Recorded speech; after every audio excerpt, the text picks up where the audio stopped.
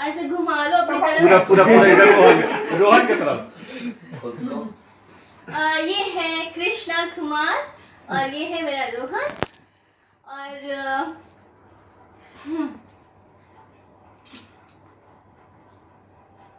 ये कुछ हो गए हो। अब तुम का बाल निकाल दो।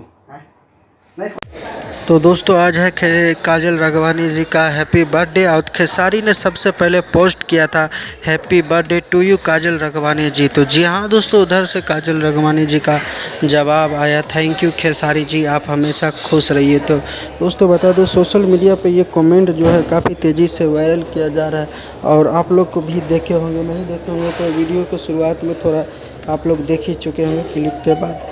तो दोस्तों तैयार रहिए, खेसारी लाल यादव और काजल राघवानी दोनों एक साथ मिल गए हैं और एक से एक बड़ा धमाका आप लोग को देखने को मिलेगा काजल राघवानी जी के साथ खेसारी लाल यादव जी का जोड़ी, जो कि काफ़ी मस्त है और शुरू से ही मस्त है।